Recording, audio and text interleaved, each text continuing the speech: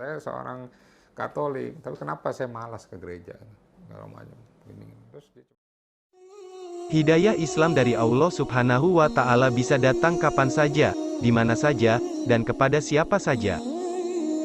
Inilah yang dialami seorang mualaf yang kini menjadi pelaksana tugas Ketua Umum Persatuan Islam Tionghoa Indonesia Denny Sanusi. Sebelum lanjut ke pembahasan, dukung kami dengan cara subscribe, like, komen, dan bagikan kisah ini agar bermanfaat. Simak kisahnya sebagai berikut. Sebelum masuk Islam, Koh Denny Sanusi merupakan umat agama lain. Namun, jiwanya bergejolak. Padahal, Koh Denny masih duduk di bangku SMA yang biasanya anak muda tidak begitu memikirkan perkara agama. Hingga suatu saat Koh Denny terus-menerus bertemu umat Islam di penjuru tempat. Dia makin merasa gelisah, bahkan sangat malas untuk ibadah di agamanya terdahulu.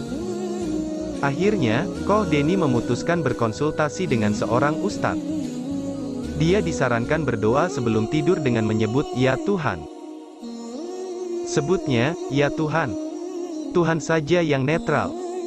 Nah, itu saya tertarik, ujar Koh Denny Sanusi, Selasa, tanggal 1 Februari tahun 2022.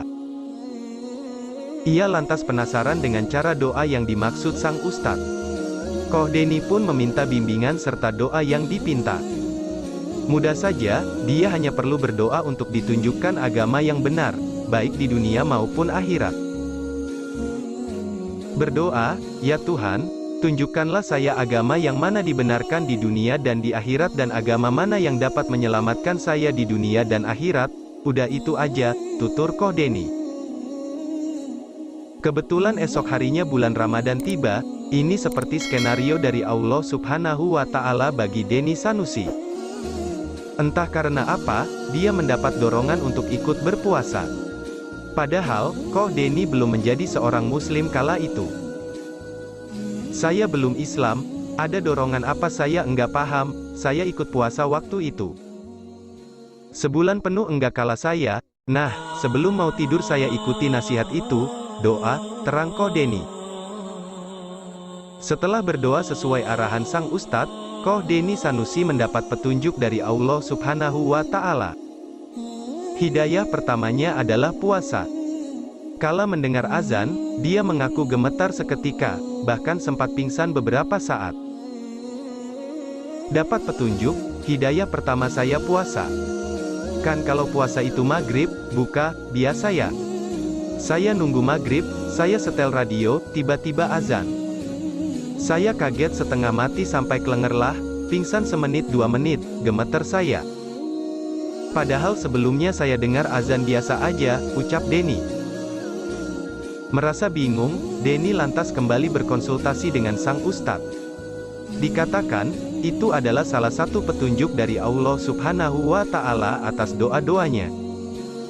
Koh Denny merasa bingung atas petunjuk tersebut, dia pun kembali berdoa dan meminta penjelasan akan hal yang dialaminya.